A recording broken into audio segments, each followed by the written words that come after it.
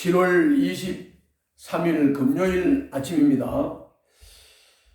오늘 우리가 묵상하고 나눌 말씀은 이사야 46장 1절부터 13절입니다. 오늘 말씀은 하나님께서 우상을 조롱하는 말씀입니다. 우상이라고 하는 것은 사람이 자기 기술, 주물 기술이라든지 깎는 기술이라든지 이런 자기 기술로 이 우상 모양을 만들어서 그 앞에 엎드려서 하나님이라고 절하고 기도하고 하는 거예요. 그래서 그 신이 자기 필요한 대로 민족신도 있고 번영신도 있고 사랑의 신도 있고 하여튼 수없이 많은 신들의 이름을 붙이면서 우상들을 만들어서 섬기고 있습니다. 미신도 다 여기에 해당되는 거죠. 그런데 이렇게 자꾸 보이는 모양을 만들어 놓고 섬기는 것, 이 보이는 우상이 있는 곳에는 욕망과 다툼이 있다. 왜 그런가? 왜 보이는 우상이 있는 곳에는 욕망과 다툼이 있느냐? 많은 신이 있는 것은 사람의 많은 욕망을 그 우상에다가 투영을 시키는 거예요. 다시 말하면 내가 번영을 원한다. 그러면 우상을 만들어서 번영신, 또 내가 권력을 갖기를 원하고 힘을 갖기를 원한다. 그러면 모양을 만들어 놓고 이건 힘의 신 이렇게 했다는 거죠. 또 우상은 이 우상신들, 사람이 만든 이 욕망을 따라서 만든 이 신들은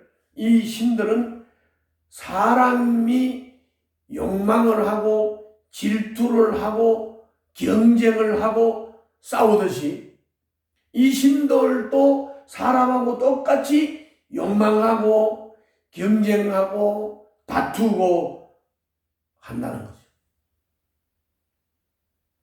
사람이 만들어지니까 당연히 사람하고 똑같이 우상도 그렇게 한다고 믿고 생각할 수밖에 없죠. 다시 말하면 자기 욕망을 투사한 게 우상이라고 그랬어요. 그걸 만들어 놓고 사실은 모양새는 그 우상 만든 거를 섬긴다고 하지만은 사실은 섬긴다기보다는 이 우상을 이용해서 자기 욕망을 채우는 거죠. 참 헛된 짓 하는 거죠. 혐오스러운 것이죠. 하나님이 엄청 속상하십니다. 요즘 이사야서에 매일 우상 얘기하시잖아요. 주님이. 신의 이름으로 악을 정당화시키기도 하고 신의 뜻을 핑계로 자기 욕심을 채운다. 이거는 종교인이든 비종교인이든 할 것 없이 다 인간이 거듭나서 하나님께 순종하고 하나님의 통치를 받고 내 뜻을 버리고 하나님의 뜻에 순종하고 따라가는 이런 거듭남이 없는 사람은 종교인이든 비종교인이든 다 이렇게 한단 말이에요. 이거는 주님의 이름을 모욕하는 거죠. 모욕하는. 그리고 이 우상은 꼭 모양만 만들어 놓고 섬기는 게 아니에요. 나무나 철이나 금이나 은이나 돌로 이렇게 모양을 만드는 것뿐만이 아니라 믿는 사람, 종교인들 같으면 교리를 자기 숭배나 아니면 빗나간 하나님을 교리로 만들어서 빗나간 하나님을 믿도록 섬기도록 만드는 거죠. 그러니까 교리도 우상 숭배가 되는 거죠. 사상도 우상 숭배가 되는 겁니다. 이거는 뭐냐면 하나님을 대적하는 인간들이 만들어 놓은 온갖 이론들, 이거 다 우상입니다. 공산주의도 우상이고요, 해체주의도 우상이고, 글로벌리스트들도 다 우상입니다. 사람도 우상이 돼요.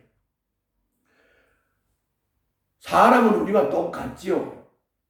서로 사랑하고 서로 존중하고 섬기면서 사는 존재죠, 사람은. 그런데 신이 될 수 없죠. 그런데 숭배 대상으로 삼고 사람을 신처럼 섬기고 숭배하는 거, 다 이거 우상 숭배죠. 하나님이 사용하라고 주신 것을 신이라고 섬기고, 하나님이 사랑하고 관계하라고 준 사람을 숭배하고 경배한다. 이거 우상 숭배입니다. 내 욕망을 채우기 위해서 하나님을 섬긴다면 이 또한 우상 숭배다. 주님의 뜻에 자기 욕망을 굴복시키는 것이 참 신앙이다. 내 뜻을 이루려고 주님을 찾지 말고 주님의 뜻에 내 삶을 맞춰가는 것이 참 신앙이다. 그래서 오늘 1절, 2절, 6절부터 8절에서 우상을 주님이 이렇게 조롱해요. 벨신, 너버신이 꼬꾸라졌다, 넘어졌다. 이 꼬꾸라지고 넘어진 우상을 짐승과 가축이 등에 싣고 간다. 힘겹게 이 짐승들이 떠매고 간다. 짐승이 피곤하다. 우상은 한꺼번에 넘어지고 꼬꾸라진다. 그리고 이 우상은 자기를 메고 가는 사람들로부터 도망도 못 친다. 우상들이 이 우상을 만든 사람들에게 포로가 됐다. 이런 우상하고 하나님을 어떻게 견주느냐? 사람 주머니에서 금을 쏟아내서 은을 저울에 달고 도금장이가 자기 기술로 신상을 만들게 하고, 그리고 그 앞에 엎드려 경배한다. 우상을 어깨에 메고 우상을 둘자리에다가 내려놓는다. 내려놓으면 우상은 그곳에 꼼짝도 하지 않고 서 있다. 사람들이 그 우상한테 부러지져도 전혀 응답하지 못하고 고난당하는 사람을 구원하지도 못한다. 이렇게 우상을 조롱했습니다. 반면에 하나님은 어떤 하나님이냐? 3절부터 5절입니다. 한번 보시죠. 3절부터 5절. 야곱의 집안아, 이스라엘 집안의 모든 남은 자들아, 내 말을 들으라. 너희가 태어날 때부터 내가 너희를 안고 다녔고, 너희가 모태에서 나올 때부터 내가 너희를 품고 다녔다. 너희가 늙을 때까지 내가 너희를 안고 다니고, 너희가 백발이 될 때까지 내가 너희를 품고 다니겠다. 내가 너희를 지었으니 내가 너희를 품고 다니겠고 안고 다니겠고 또 구원하여 주겠다. 너희가 나를 누구와 견주겠으며 나를 누구와 같다고 하겠느냐? 나는 나를 누구와 비교하여 서로 같다고 하겠느냐? 우상과는 비교할 수가 없다. 그리고 9절부터 11절에서는 이렇게 말씀해요. 너희는 태초부터 이루어진 일들을 기억하라. 우상들이 흠모하다는 것도 기억해야 되지만 태초부터 이루어진 일들을 기억하라. 하나님이 하신 것이다. 다른 신은 없다. 나는 하나님이다. 나와 같은 이는 없다. 처음부터 내가 장차 일어날 일들을 예고하였고 내가 이미 오래전에 아직 이루어지지 않은 일들을 미리 알렸다. 나의 뜻이 반드시 성취될 것이며 내가 하고자 하는 것은 내가 반드시 이룬다고 말하였다.